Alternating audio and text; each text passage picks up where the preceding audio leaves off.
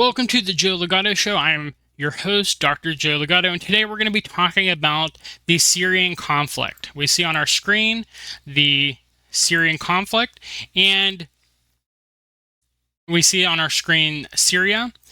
And right now, Syria is in a very good spot. Syria is making peace with both Saudi Arabia and Turkey. Just as some background here, Syria is led by primarily a Shia government, Shia Islam government, and the majority of its population is Sunni, and the civil war has fallen along somewhat sectarian lines. There's quite a few Sunnis on the side of the primarily Shia government, but the opposition is nearly all Sunnis. And the Sunni great powers in the region are places like Turkey and like Saudi Arabia. And Saudi Arabia has been providing resources, providing support for Syrian opposition. And Turkey has not only been providing resources and support, but they've actually gone into northern Syria in order to stem the tide of refugees to Turkey, as well as just secure that area so various terrorist groups and just dissident Kurdish groups that Turkey doesn't like is not able to act in that area. And so Syria right now is a pretty calm area compared to a few years ago. The Syrian government controls nearly all of the area. Turkey trying to get out of the area and give it over to the Syrian government right now, because they don't want to be in there. And the only other factions really there are the Kurdish and United States. United States is obviously extracting resources from the area, extracting a ton of oil. They've come out and said that's the reason that they're in northern Syria.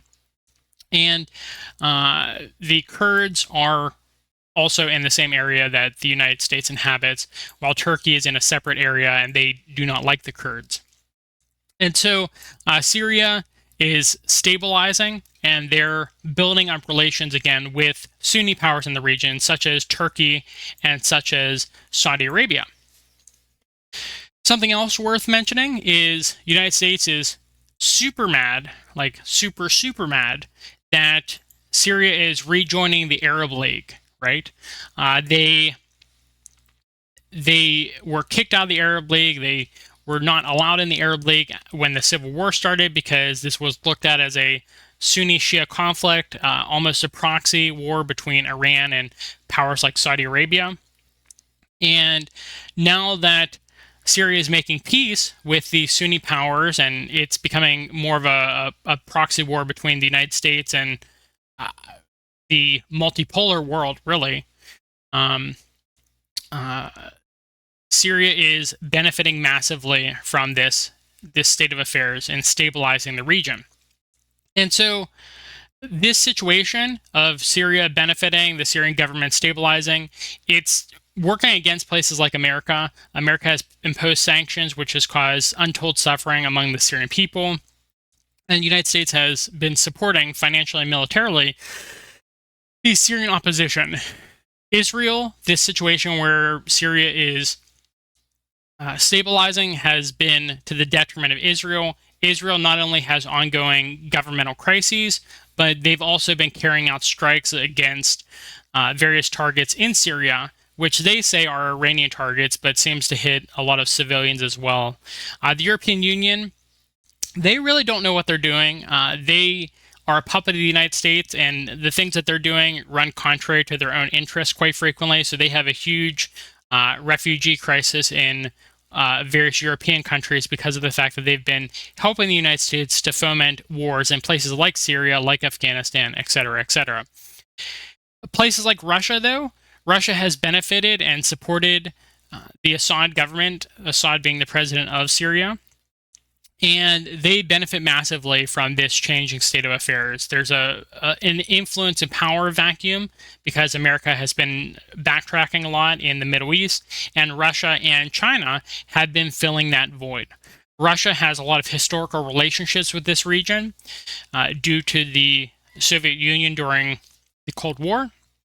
And China, while they don't have as many historical ties to these areas, they have been benefiting because of the fact that they build a lot of things. And the various countries across the Middle East are trying to diversify their economies away from just oil because of the fact that the economies are moving towards more renewable energies. And so China has been benefiting, Russia has been benefiting. Turkey, it looks like a really good situation for Syria here as well. Turkey is having elections as we speak. And those elections, the first round, look like, while no one got over 50% from what I was saying from the latest polling data, it looks like in the second round that Erdogan, the current leader of Turkey, is going to be reelected, which is a surprise because opinion polling was saying that he would not be reelected. But Erdogan, I think he realized his mistake going along with the United States in their war against Syria, and he's pivoting away from that.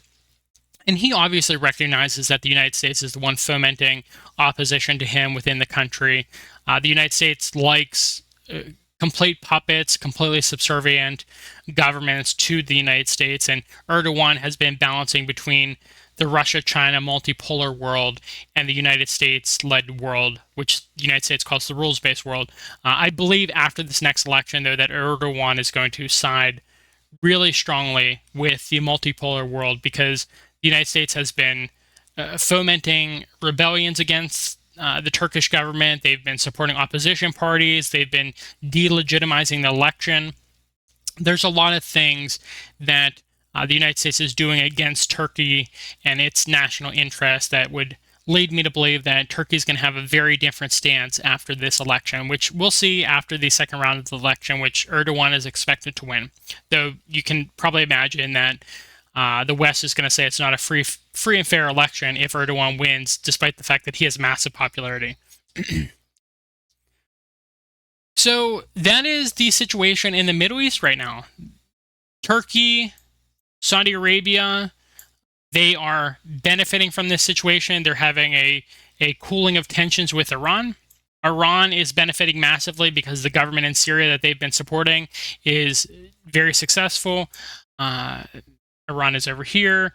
Afghanistan is growing despite the fact that the United States has stolen its foreign reserves of money, which is a major problem, which other channels like the Duran have talked about, where the United States and European Union, they're just freezing assets for places like Afghanistan, for places like Venezuela, for Iran, for Russia. They're freezing the assets, and then in some cases, like in Russia, they're doing their best to actually steal the money. And so other countries have to wonder, like the Western economic system, their banks, their financial systems, are they really secure if at any time these Western governments can decide they don't like you and just freeze your assets and then steal them to use in any way they want? So yeah, that's the current situation in Syria and in the Middle East. In summary, very, very, very favorable to the multipolar world, and United States is really just losing kind of across the board. Their rules-based order is just losing across the board. So thank you for sticking with us for another segment.